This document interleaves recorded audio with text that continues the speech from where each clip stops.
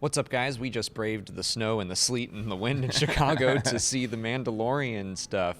And I guess we actually have a lot to talk about because they cut off all the footage for the live stream. Yeah. So we can talk about all that and just talk about the panel and everything we learned, which was a lot. Yeah. And with me is Joseph Scrimshaw. Hello. Of the ForceCenter Podcast. We will be speculating responsibly. He's also my trivia nemesis. That's right. In the movie Trivia Schmodown. That should be coming out next week. No spoilers. No spoilers. But we're still friendly. We're Star Wars frenemies now. We're still willing to talk about the Mandalorian. Yeah, absolutely. And learn the trivia that we will someday compete about. Well, I guess some of the big news is it's going to come out on November 12th. Yep. They set up the basic plot where the Mandalorian, who still doesn't have a name outside of the Mandalorian, it's kind of pretentious of him to just be like, I'm the Mandalorian. I think that's my first curiosity point is if it is going to be like, I don't tell you my name in the world, or if they're just still being playful with us of not telling us his name. Right. I don't know, but I guess he's being sent on a bounty, as Mandalorians do, by an ex-Imperial. Yeah. I think he's running the Bounty Hunter Guild, right? Grief. Yeah, we have Carl Weathers' character is Grief Margal. Yeah, this is the great point in Star Wars where we just heard, some famous people say these names once, and then we're all like, what did he say? We think it's Grief Margar, but we could be historically incorrect. Yeah, Grief something. Grief something, yeah. He heads up a Bounty Hunter Guild, which is awesome. I was not expecting that there would be this whole guild involved, and that they even brought it up in some of the footage where he's like, you're not the only guy in the guild, like you can't take all the jobs. Yeah, and that's some great just direct Legends stuff from some of those Boba Fett books that I read back in the day. Yeah. And speaking of, they talked a lot about just like Legends stuff, and they're like, we are pulling some stuff in, which got some huge applause. Yes, it did. They talked a lot about just, if you've been a fan for a long time, we think you're going to be really happy with this. Yeah. And, that's of course very exciting. Yeah. I can't imagine all of the things we're going to have to pull out and talk about. Yeah.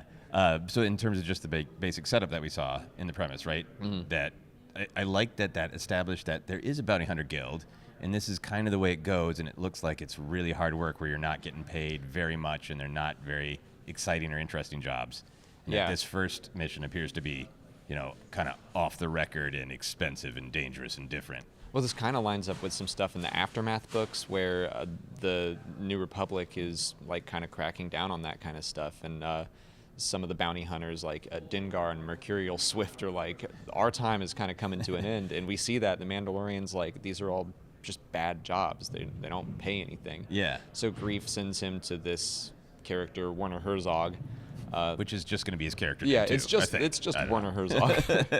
But he's like some sort of ex-Imperial. He had stormtroopers with him. He had like a gold Imperial emblem on his chest.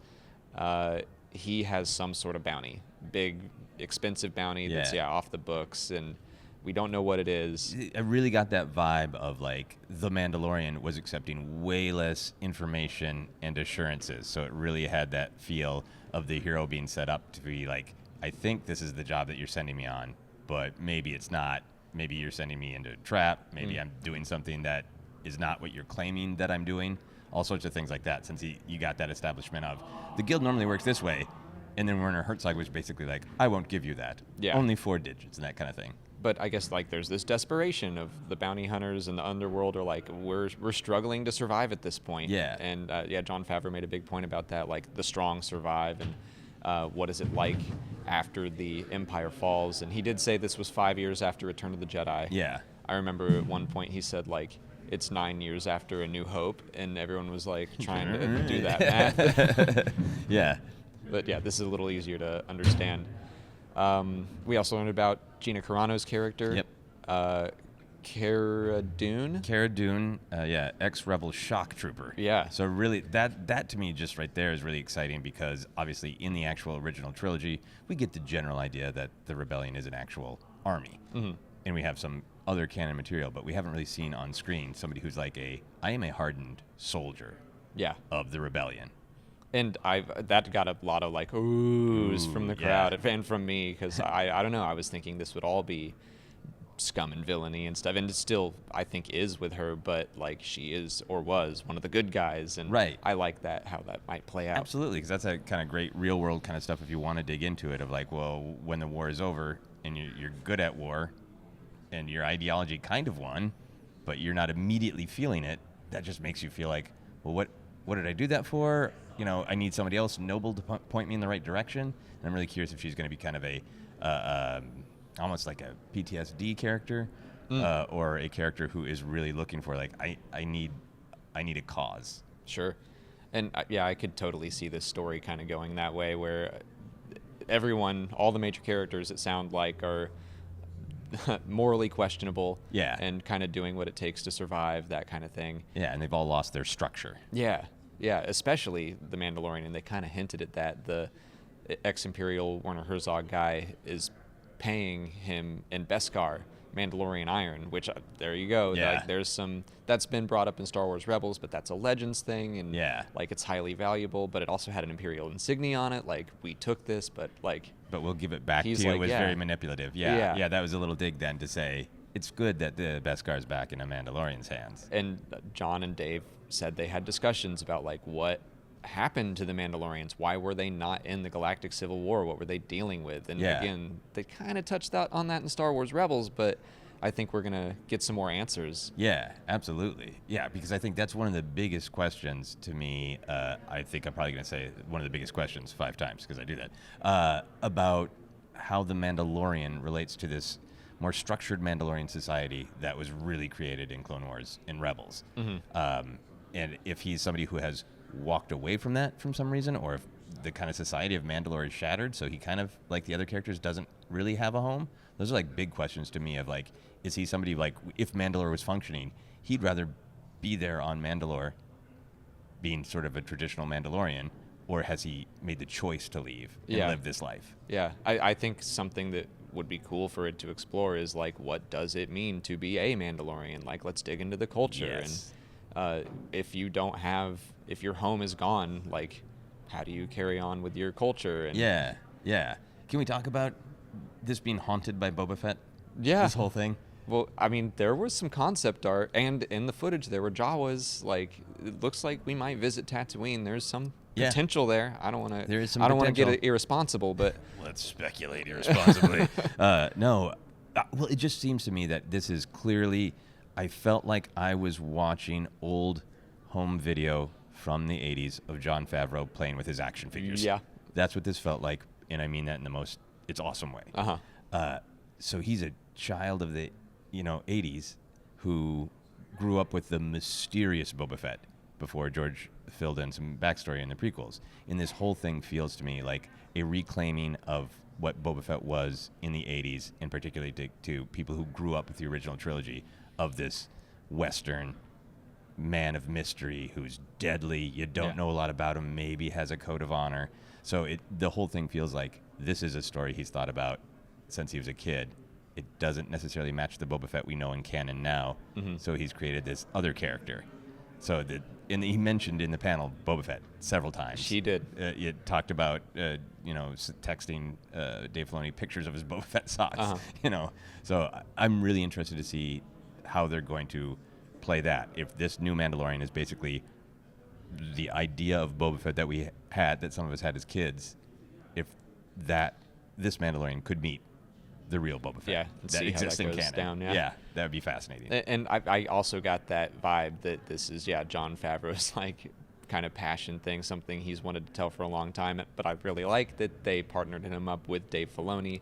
They talked about their collaboration a lot. So it's like, I think that could be a really great balance between just like hardcore fan service or fan logic, depending on how you look at it, and then Dave Filoni like really making sure that this is true to Star Wars. I really like that. And then it made sense, and fit with the larger canon and ideas. But it's kind of, I think it's pretty big that they've let this one series decide to show the picture that the New Republic couldn't get the government up fast enough or have enough resources to truly provide stability and security for everyone. Yeah, they straight up called it chaos. They straight up called it chaos, and obviously this is kind of Outer Rim, so maybe you can imagine some of the core worlds are, the whole thing in a way makes me want to well, let's hear Mon Mothma's side. Yeah, Come on, like, hold on now. Too mean to the New Republic here. But I like that they are allowing that to be like at least kind of out in the outer reaches, the Outer Rim, that there is chaos. There's a vacuum of government, and that the trailer that we got to see had lots of voiceover by Werner Herzog, making the argument that things were better under the rigid control of the Empire. Yeah, and what do you say, that the Empire improves every world it touches? And it's like, I mean, we see that the Empire is still around. So we have Werner Herzog, he has stormtroopers, there was like an Imperial scientist. We got to see very briefly in the little sizzle reel at the end, Giancarlo Esposito's character, who had Death Troopers. Yeah. Like, there's still a significant Imperial presence in this show. Yeah. Out in the Outer Rim somewhere. Yeah, Gus Fring and a TIE fighter is a hell of a thing. It sure is. I'm excited to see him. And while we're talking about stormtroopers, how cool is it that the 501st got to be? That was amazing. Yeah, that was such a great story. Yeah, that they're in at least one scene. Yeah, they basically said, we need a scene with a lot of stormtroopers and we don't have enough. Let's just call the 501st. And so, like, the 501st got to come down and be in this show, and now, like, all of their uniforms are screen used. Yeah, screen used so stormtrooper cool. armor. Yeah, it's really cool. Just the way Dave Filoni said that, of like, well, when we realized we needed more stormtroopers but didn't actually have the armor, he's like, I know some people. Yeah, it's just that spirit of service. Right. Like, where do you need us? Yeah. Oh, on set? Okay, we'll go. And they talked about some of the techniques they used to shoot, like they're going back to some of the old, let's make a model and fly a camera by it. Yeah. That was really neat to see. Some of the original tech that made Star Wars a special effects sensation back in the day. The motion control movements of the camera.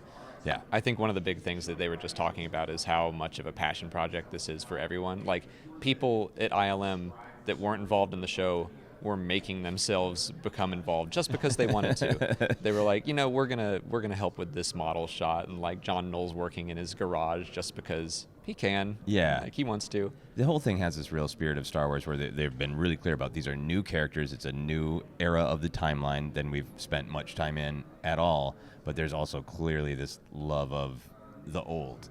Right. And even, echoing that not only in the content, but in the production. It feels like a bunch of, people getting together and going, let's do it the old ways, And, man, like, they're so passionate. And I will say that in the first scene they showed, it was a lot of kind of, remember this, remember this, remember this. And I'm like, I hope the whole show's not that, but I feel like this is early on, and they're trying to just, like, kind of pull you in. Yeah, to me, a lot of those little cameos, little Easter eggs, again, had that feel of the kind of stuff that you might have talked about on the playground or in early chat rooms of like, what would a Jawa ever use an actual blaster? Like, and I don't know. There's that quick shot of Jawas, and I thought that they were one of them fired an actual blaster. I might have misseen this. We just got to see it quickly, but a lot of it had that flavor. Yeah. Of that kind of what-if conversation. Just mishmash. Like, I have my action figures here and my action figures here, and I'm going to give this one that weapon. And like, like messing around. Yeah. And I think in a good way that makes it feel like it is going to be an expression of passion about what can Star Wars be. Like, I've seen this on the screen. Now I'm going to imagine what else could happen, instead of just like any sort of bad just nostalgia of like, remember that? It feels like FiveO in particular is the lead creator wanting to see things he loves in new contexts. Sure. And I say that. That was just one scene. They also showed like another opening scene like on an ice planet. Yeah. And that was all new, and that was all cool. I think that might have been some of my favorite little sequence, and even though nothing really happened, it was just like it felt very cinematic. Yeah. It was dramatically lit, and I was just like, what is going on? What's about to happen? Yeah, that all those early shots really conveyed, and the images that they released in the panel conveyed, like, you don't want this shadow of the Mandalorian on your doorstep. Yeah. Like, it made you frightened of him, of they talk so much about Westerns, of like, the saloon doors open, and if it's that guy standing there, and anybody knows that this guy's after me, they go running out the back door as fast as they can, like that kind of Western feel. Yeah. I wanted to ask you about the level of action. Like, obviously it's a trailer. They want to get us excited, but they've hired people who are really good at physical action. Yeah. For a lot of people, and that's a lot of what we saw of kind of like very creative fighting and things you haven't seen before. So are you excited for that? If the show was sort of, it had big picture ideas, but a lot of it was a little bit more like just kind of propelled by action. Mm-hmm. How would you feel about that? I mean, I think there should be a good mix. Yeah. But what we saw of the action, I was very excited by it, especially when it was The Mandalorian, or I thought Gina Carano looked great. Yeah. Cara, I try to remember that name. Cara Dune? Yeah. Yeah. I thought all of that looked awesome. They had a little kind of fight going, which I imagine eventually they'll be allies. I'll tell you my favorite action sequence that was in the shot was IG-88. Yes, yes. And now, do you think it's IG-88? Or an IG droid? It's an IG droid. I think it's going to be. I think it will be too. Because I feel like there is... there's such love of those original bounty hunters on the bridge of the Star Destroyer. Yeah. And why wouldn't Jon Favreau want to play with that character? And then even for other generations, IG-88 was terrifying in the Shadows of the Empire video game, and it had that flavor of like, what if IG-88 from the video game could be on the screen? But even it was in a new context, like you said, like the IG-88 of Shadows is like kind of slow and lumbering, kind of a Jason serial killer. Like, You're right, the terror comes. This was like, because I've always kind of wondered, how would he be a great bounty hunter? But he's just in the middle of some group of people, and his body's just like spinning and firing bolts, and I'm like, well, there it is. That's how it happens. He's a giant vape pen of death. Yeah. It's great. It was so cool. But yeah, did you have anything else that you wanted to touch on? I think the big picture thing for me is I'm really curious to see what the story is. Yeah. Because I think it's going to be full of great acting, full of great action, full of new characters, full of old favorites doing kind of new things. But they've set up what's at stake is clearly we know the Empire isn't these little tiny kind of sad remnants of the Empire are probably not ideologically correct. Yeah. But there is chaos.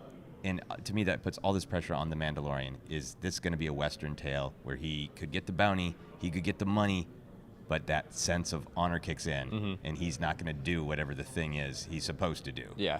Like, that's kind of where I think this show will go. And probably. I'm curious to see how that plays out. Yeah. We got just the very, very basic setup, and it was enough to tease me and excite me. Yeah, I feel teased. Yeah. I'm sufficiently excited. It was a really fun panel to be in. Yeah. I'm so glad that we got there. I should say thank you to some just fans who helped us get in, Brian and Alexander. Thank you guys, because I would have been very sad if I weren't actually in that room, and they helped us. They didn't need the passes, and they sent us their lotteries. So thank you so much, guys. But I think that's going to be it from us. Joseph, tell everyone where they can find you. Yeah, you can find me on Twitter and Instagram. It's at Joseph Scrimshaw, and you can find the ForceCenter Podcast at ForceCenter Pod. And I will link to your YouTube channel and all that stuff in the description and the end cards and everything. But yeah, and then watch our Schmodown. That's right. I think it's going to come out this coming Friday if you're watching this on the day this is released. But yeah, thank you guys so much for watching. Thank you for talking Mando with me. Absolutely. And may the Force be with you.